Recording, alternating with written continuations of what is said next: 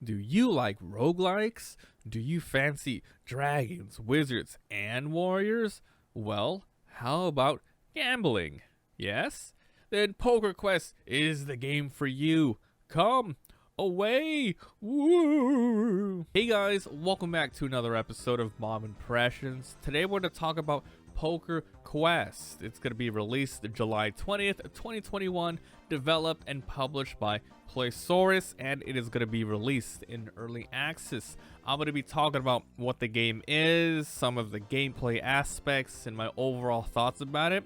I want to thank the devs and publishers for the review copy. However, all thoughts will be my own. So, this game is a roguelike deck builder, and yes, I do cover a lot on my channel.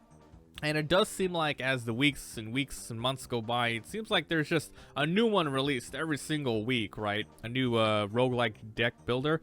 This one has me somewhat addicted, though. There have been really cool ones in the past, like, weeks, months, but I don't know. There's something with this one that just has me wanting to come back. And I think it's because even though it is an early access, there is quite a lot of content in here.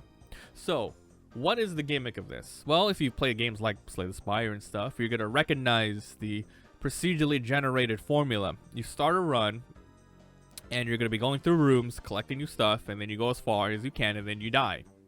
This game has a ton of characters. I think there's about 17 heroes that you unlock throughout your game. You start with like a warrior, then you slowly go into the thief, and then the mage, and so on.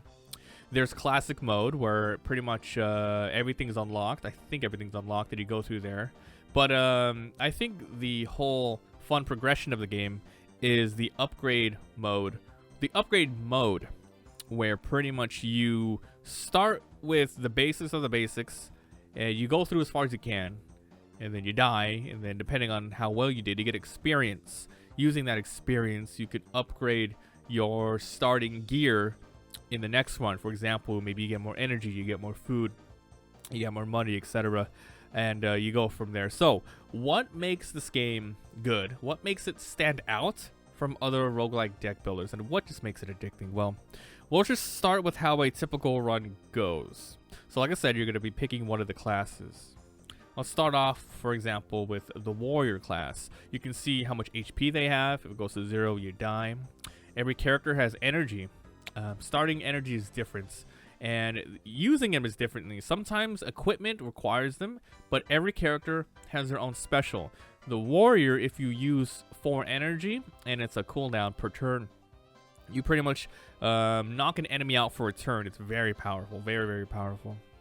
And then you have food. Every single time you move a node on the map, because it's procedurally generated, you start on an area, and then you have different choices to go. So every time you move to another spot, you use up a food there, and if you use up all the food and you end up going to another node without any food, you pretty much take a percentage of your damage there.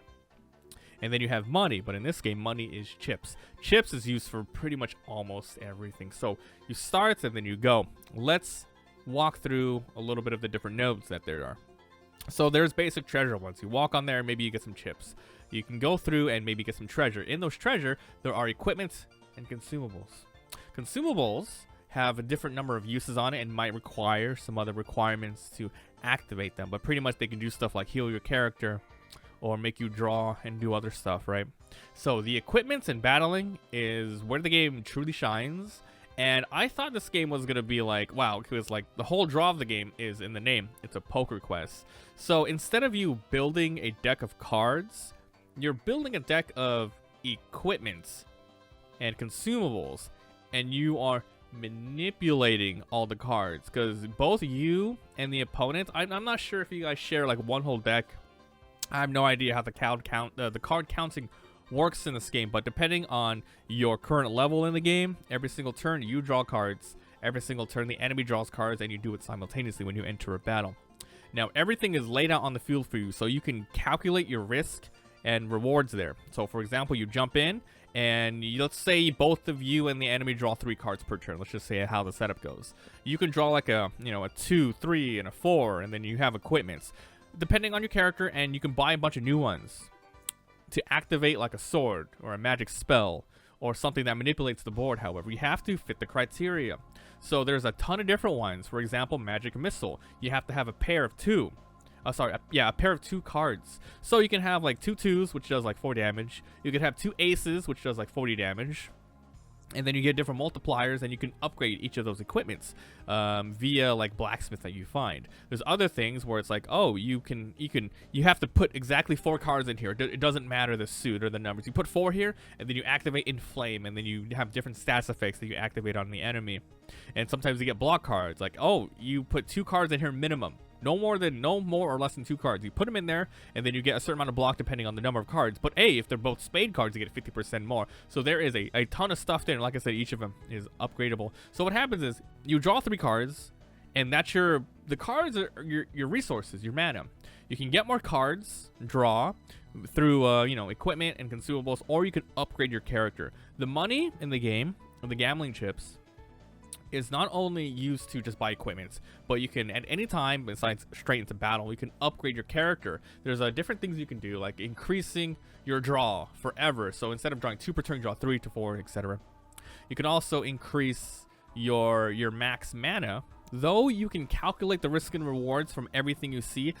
Depending on the enemy, they might have some hidden stuff as well. You can see all of your equipment, and you can see all the enemy's equipment. So you can see, okay, this enemy, if they draw exactly 5 red cards this turn, they're going to do like 20 damage to me. So you can count. You can have, okay, you got 3 black cards. No problem. Okay, I'm good. I don't have to worry about it. But then a lot of the enemies have visible cards, and then there's a small amount of them which are hidden cards. So maybe they draw 5 cards per turn, 3 are visible, and 2 are hidden. So you have to make calculated guesses, like, okay, he needs 4 red cards. He drew 3, and he's gonna reveal 2 more. It's most likely gonna be a red card. So maybe you can choose that turn to block, or like I said, take the risk and be like, nah, it's gonna be 2 black cards. It's not gonna be a red card. You go for it. So it's like a very high risk, high reward stuff, and it's a thrill. It's actually a thrill when you get that low chance, and then it just works out well. There's a lot of stuff to manipulate, though. Like, for example, the mage class, she has abilities, innate abilities, which uses energy, which can force rerolls or redraws, rather, on your cards and then the enemy's cards. And there's other things, so you can see all of their ability. You can see all the hidden cards. It's pretty cool.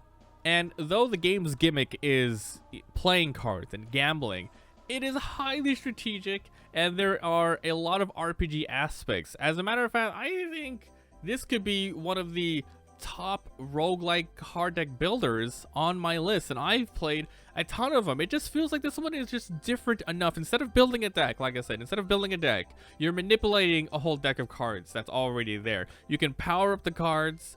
You can, hold them for next turn. There's just a lot of variables, and though it is luck, you make your own luck. Sometimes it's a flip of a coin. So that's battling. There are other nodes, such as random events, like in between different nodes. Sometimes a blacksmith might come up to you. Sometimes there's a battle, an optional battle, some money. And then there's like different areas like campfires. You can heal there, and you could search for food and other things. And then once you hit certain checkpoints, there's going to be a gigantic like a tower or a home base or something like that. And you can go through the different things there. There are wizard towers, which gives you mana back. There's dungeons where it's optional, but you can go and defeat some monsters, but you get really good rewards. There's inns where you pay money to heal and you get more stuff back.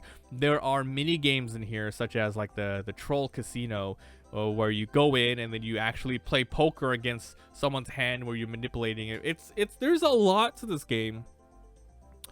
And I really like it. It's kind of hard to explain almost all the aspects and mechanics and features here.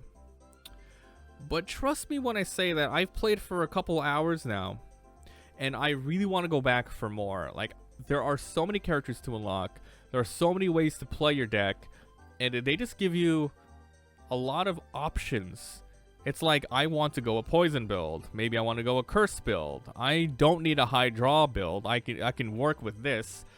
I have 0 defensive cards, but that's okay. I'll just kill the enemy before they kill me. I just have a lot of consumables, which will keep me alive. There's a lot here. It's a lot of replayability. A lot of replayability. And the game's only in early access, so I wonder what else they're going to be adding, because if the game just has everything that it is, and now I think it's actually a pretty good game. I have been praising it the whole time, but I think, like, I will say a negative thing about it.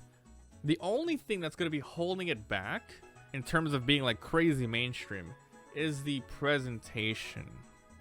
I do enjoy the gameplay, but it's not the most prettiest to look at. There's no 3D models or anything to latch onto. It is basically just portraits and then cards are moving back and forth. If you know how the game works, you've played it for a while, you've seen it, and you are familiar with the UI, then it's completely fine. It grows on you, and it looks good. But if you're just maybe stumbling upon the game or making a trailer of it, at first impressions, it's like, oh, what the hell is this? It just looks like just some, you know, some game board thing. But honestly, I like it. There are some, I feel like it's definitely like work in progress placeholder arts. Because a lot of it is very like sometimes it's not fully colored, sometimes it's sketched on, and stuff like that. I don't know if that's just the presentation artwork there, but I feel like it's like placeholder stuff. But either way, if the game is exactly as it is when it comes out tomorrow or today as I'm uploading this, I think it's a good game. Poker Quest is fun. It gives you that adrenaline. There's a lot of push your luck scenarios here.